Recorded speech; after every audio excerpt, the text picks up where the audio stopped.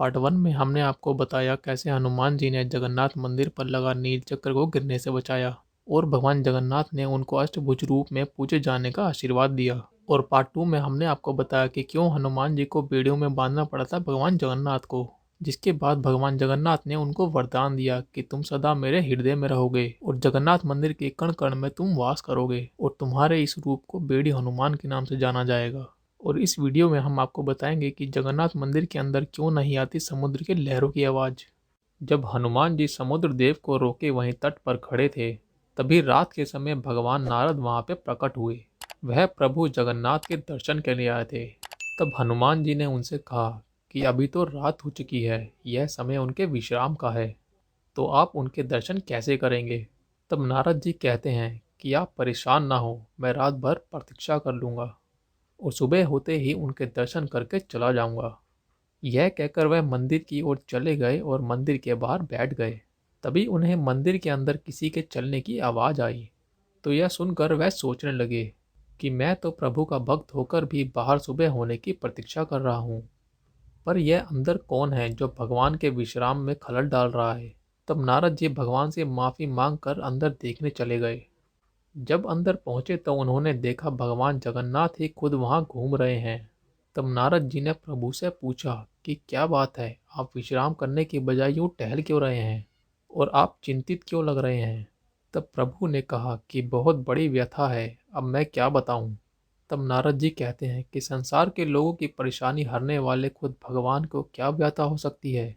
तब प्रभु ने बताया कि एक काम करें, कान लगाकर कुछ सुनने का प्रयास करें। तब नारद जी कान लगाकर सुनने की कोशिश की और बोले कि सागर की लहरों की इतनी आवाज़ ज़्यादा है कि कुछ सुन नहीं रहा है। तब प्रभु बोले, अब समझ आया कि मैं क्यों नहीं सो पा रहा हूँ। दिन भर के कार्य करने के बाद आराम करने जाता हूँ तो सागर की लहरों की ध्वनि मुझे सोने ही नहीं देती।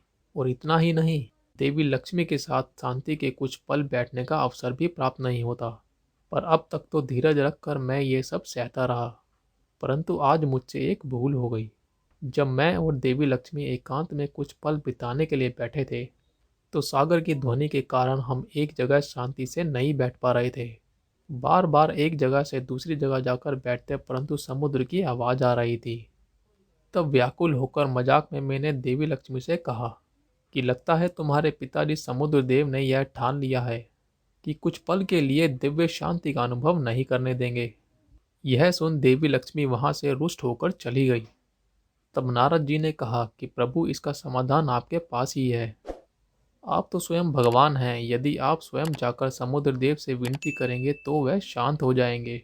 तब प्रभु ने कहा कि मैं ऐसा नहीं कर सकता, क्योंकि जिसका जैसा स्वभाव है उसके विपरीत कार्य करने को कैसे कह सकता हूँ, और वह भी जब मेरे ससुर श्री हों।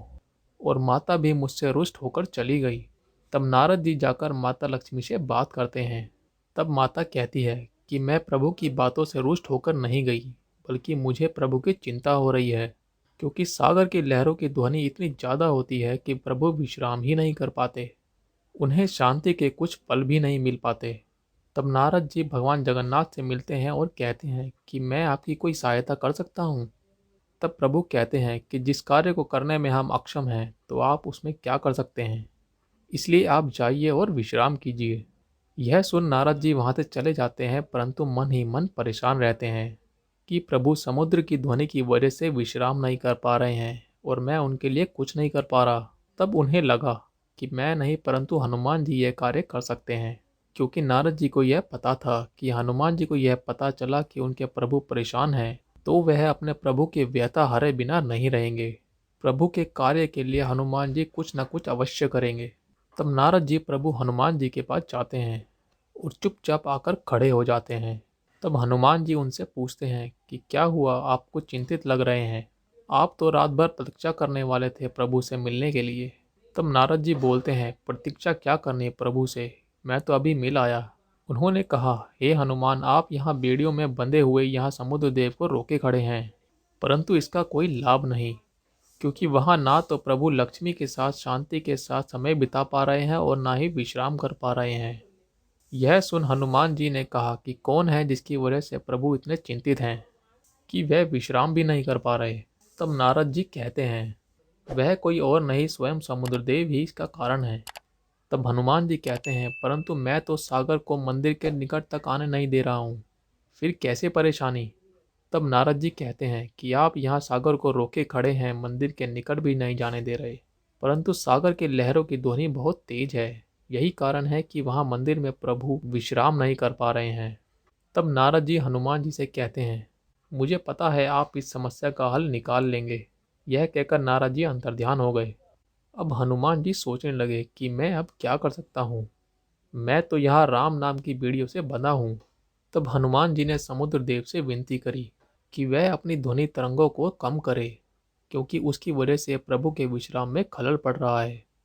तब समुद्रदेव कहते हैं कि मुझे माफ करे, परंतु यह असंभव है, क्योंकि ध्वनि के आने जाने का माध्यम तो पवन देव है, मैं इसमें कुछ नहीं कर सकता। तब हनुमान जी पवन देव से विनती करते हैं कि आपके कारण सागर की ध्वनि मंदिर में जा रही है, कृपया ध्वनि को मंदिर के अंदर तक ना जाने दीजिए। तब पवन देव जी कहते हैं कि माफ करना हनुमान, मैं इसमें आपकी कोई सहायता नहीं कर सकता, क्योंकि वायु तो बस ध्वनि का माध्यम है, और ये तो वायु का स्वभाव है, जिसे प्रभु ने खुद निर्धारित किया है, और उसे भला मैं कैसे बदल सकता हूँ। किंतु जहाँ निर्यात यानी वैक्यूम होता है, वहाँ ध्वनि का कोई प्रसारण नहीं होता। यदि तुम मंदिर की सीमा में निर्वात की स्थिति उत्पन्न कर दो, तो सागर की ध्वनि भी प्रभु के कानों तक नहीं पहुँचेगी। तब हनुमान जी कहते हैं कि मैं उसका प्रयास कर सकता हूँ, परंतु मैं यहाँ राम नाम की बेड़ियों में बंधा हूँ। तब पवन देव जी कहते हैं कि ये बेड़ियाँ तो तुमने स्वयं बंधवाई हैं, और राम नाम की बेड़ियों को तुम तोड़ोगे भी नहीं, परंतु जहाँ प्रभु का कार्य है वहाँ कोई भी बेड़ी तुम्हें नहीं रोक सकती, इतना पता है मुझे। यह कहकर पवन देव अंतर्ध्यान हो गए। तब हनुमान जी सोच विचार में पड़ गए कि अब वे क्या करें। तभी उन्हें प्रभु का दिया आशीर्वाद याद आया कि तुम सदैव मेरे हृदय में रहोगे और जगन्नाथ मंदिर के कण कण में तुम निवास करोगे। तब हनुमान जी मंदिर के कण कण से प्रकट होने लगे, और फिर वे वायु से भी तेज गति से मंदिर के आसपास चक्कर लगाने लगे। इससे ऐसा वायु चक्र बना जिससे समुद्र की ध्वनि मंदिर के भीतर ना जाकर मंदिर के आसपास घूमने लगी, और उन्होंने संपूर्ण मंदिर के चारों ओर निर्वात का निर्माण कर दिया। और उस दिन से मंदिर के चारों ओर ऐसा आवरण उत्पन्न हो गया जिससे मंदिर के भीतर समुद्र की आवाज़ बिल्कुल भी नहीं आती, और आज भी हम इसे महसूस कर सकते हैं। तब प्रभु जगन्नाथ प्रकट होते हैं और हनुमान जी के इस कार्य से प्रसन्न होकर उन्हें वरदान देते हैं कि आज से तुम्हारे इस कार्य के लिए तुम्हें कनपटा हनुमान के नाम से जाना जाएगा, और तुम वह हो जिसने खुद भगवान को शांति प्रदान की है। इसलिए आज से तुम जगन्नाथ मंदिर की पश्चिमी सीमा पर कानपटा हनुमान के रूप में स्थापित हो पूजे जाओगे।